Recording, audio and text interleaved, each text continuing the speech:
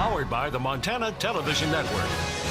This is the 530 News on KAJ, Montana's news leader. Good evening and thanks for joining us. I'm Don Fisher. A premier pond hockey tournament in northwest Montana has been canceled after organizers say ice conditions in the region are simply not safe. The annual Montana Pond Hockey Classic was expected to return to Foy's Lake in Kalispell this weekend, but organizers say a combination of variable temperatures and snow in recent weeks have left lake ice in an unstable condition referred to as soft snow ice. Organizers say that they plan to move the tournament to an alternative location, but recent warm temperatures and additional snow caused the ice at other ponds to deteriorate as well, leaving no choice but to cancel the tournament. Diane Medler with the Kalispell Convention Visitor Bureau, who helps organize the event, says that while it's disappointing to have to cancel, safety is the #1 priority. Event organizers have offered to refund all but the non-refundable deposit to teams that had registered for the tournament. On Tuesday night, the Whitefish City Council will vote on a 102-unit resort housing complex that will be located on Wisconsin Avenue. Wisconsin Avenue begins at the end of the Baker Street Bridge and runs past Big Mountain Road around the east side of Whitefish Lake. The Whitefish Development Partners are asking the council for a conditional use permit to develop 66 condominiums at 700 Wisconsin Avenue and 36 at 900 Wisconsin Avenue across from the Alpine Market. The council was set to vote on the matter last month, but postponed the vote to allow more time for detailed information from the developer after concerns about heightened traffic arose. The work session and regular meeting, which begins at 7:10 p.m., will be held at the Whitefish City Hall tomorrow. And it's time now to take a look at the region's weather. We were treated to some blue skies and mild temperatures today, but how long will that stick around? For more, let's check in with meteorologist Russ Thomas, who has a look at his first forecast. Russ.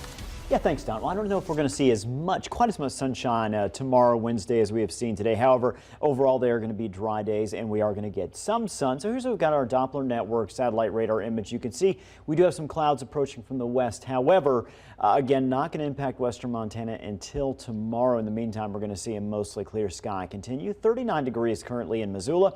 We're at 45 warmer degrees in Hamilton, 37 Kalispell. Now, east wind today has made those numbers feel a little bit cooler, but with the sunshine, certainly not going to complain, and we'll have more coming up in just a few minutes. All right, thanks, Russ. A woman is facing drug charges after being arrested outside a Ronan car wash early Sunday. Ronan police say that just after midnight on Sunday, 2 officers saw a silver Impala parked in the lot of Suds and Duds and made contact with the occupants of the car. The officers found that 21-year-old Amber Michelle Perizot was in possession of several small baggies of methamphetamine and other items related to drug activity. Police say that an investigation shows that she was intending to sell drugs in or around Ronan, and the Ronan woman was arrested and booked into the Lake County Detention Center on 3 felony charges: possession of dangerous drugs with intent to sell, and tampering with evidence. The Montana ACLU says that retail giant Walmart has apologized for a racist incident that happened at the company's Bozeman store. In February of 2016, MSU professor Dr. Gilbert Cadone, an African-American Montana resident, renewed his fishing license at the store. He reported that he found that an employee of the store had deliberately typed the professor's occupation as, quote, clean toilets. He returned to the store and asked for an apology and for the license to be corrected.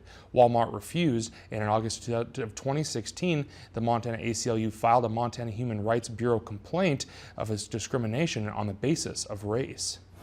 The lawsuit for us is about making clear to the public that these kind of racist incidents are not just one-off bizarre incidents. They're rather part of the daily harassment that people of color in Montana experience. And the annual auto show is underway in Detroit, and this year's trucks are making the headlines. All 3 major American automakers are rolling out new pickups, and for good reason. Truck sales are accelerating as car sales continue to fall. Nikki Batiste reports. Trucks are so popular that Ford is bringing back an old one. The new Ranger was revealed at the North American International Auto Show in Detroit, replacing the old version that was taken off the market 8 years ago. Ready to help Ford take our rightful place in the mid-size truck segment. Ford is not alone. Dodge is releasing a new Ram for 2019, and Chevy unveiled the new Silverado. Trucks are huge at the show this year. It's been a trend in the U.S. market where we are really getting away from cars. CNET Roadshow's Brian Cooley says low gas prices have led to a surge in pickup popularity. The automakers know people who buy them are very loyal. They tend to buy the same one again next time. 2, trucks sell for a very high average price. Pickup trucks averaging about $47,000. Compare that to about $31,000 for all cars in general. U.S. pickup truck sales accelerated nearly 5% in 2017. Compare that to car sales, which dropped nearly 11%. This is what the consumer wants. Motor Trend's Ed Lowe says trucks are now getting better gas mileage than ever, some up to 30 miles per gallon. The truck makers have done all they can to improve efficiency. They've done everything from adding very high efficiency diesel, multi-speed transmissions. Automakers are also looking at making electric and hybrid trucks. Experts believe that will only help fuel higher sales down the road. Nikki Batiste, CBS News, New York. And Ford's F-150 is still the top dog in truck sales, moving almost 900,000 units last year. The worker in Hawaii who sent out a false alert of a ballistic missile strike over the weekend has been reassigned within the Emergency Operations Center. The alert telling people to seek immediate shelter went out to more than 1 million cell phones in Hawaii Saturday morning, causing widespread panic. David Begnaud went inside the command center where the error was made. He reports from Honolulu. The panic was palpable. Hawaiians rushing for cover under the threat of a missile attack. This child was lowered into a manhole. Another family huddled in a closet. 5,500 people called Honolulu's 911 system. It's embarrassing, but again, it's a mistake. Hawaii's emergency management administrator, Vern Miyagi, says one of his employees clicked the wrong button twice. He was supposed to select the option for a drill.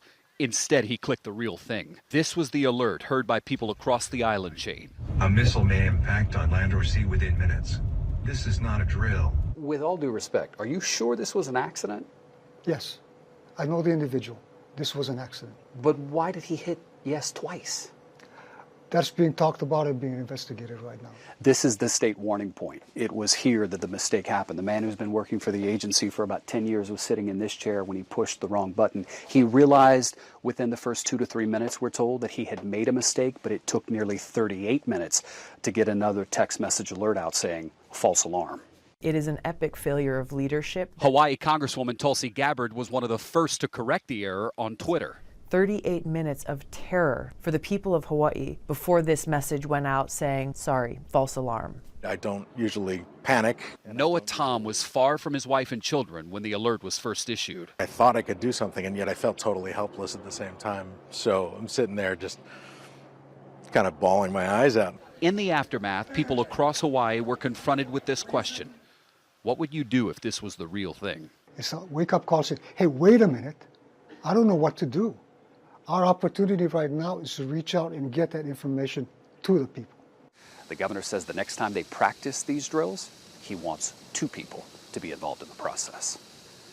David Begnaud, CBS News, Honolulu. And Hawaii emergency management officials say the reason it took almost 40 minutes for cell phone users to be told about the error is because the agency didn't have procedures in place for issuing corrections. Now it does. The Federal Communications Commission is investigating the incident. President Trump heads back to Washington, D.C. later today after spending the Martin Luther King holiday weekend at his Florida resort. He's facing a fallout over alleged crude comments about certain immigrants, while lawmakers are racing to hammer out deals on the budget and immigration reform. CBS's Weijia Zhang has the latest from the White House. President Trump is pushing back against claims he is a racist. I am the least racist person you have ever interviewed. That I can tell you. The president says he never used a vulgar term to describe Haiti, El Salvador, and some African nations during a meeting about immigration, and 2 Republican senators are backing him. I'm telling you, he did not use that word. I didn't hear that word either. I certainly didn't hear what Senator Durbin has said repeatedly. Democratic Senator Dick Durbin was also in the room when the president allegedly made the comments. What the president said in that meeting was so awful and so impactful on so many people that when he denied saying it, I felt duty-bound to clarify what actually happened. The president and congressional leaders appeared to be making progress last week on DACA to protect immigrants who were brought to the U.S. illegally as minors. But this controversy has derailed negotiations. This morning, the president tweeted, honestly, I don't think the Democrats want to make a deal. They talk about DACA, but they don't want to help. We are ready, willing, and able to make a deal, but they don't want to. Democrats could demand DACA protection in a budget deal to prevent the government from running out of money and potentially shutting down. Some are going a step further. I, for one, will not vote for government funding until we get a deal on DACA. The deadline to reach a budget deal is Friday. Weijia Zhang, CBS News, the White House. And a new CBS News Nation Tracker poll shows 70% of Americans say that they support allowing Dreamers to stay in the country. Nearly 80% say President Trump's reported comments were inappropriate. Coming up next, as we celebrate Martin Luther King Jr. Day, a new exhibit at the National Museum of African American History and Culture showcases part of Dr. King's legacy, a movement to eradicate poverty in America. Stay with us.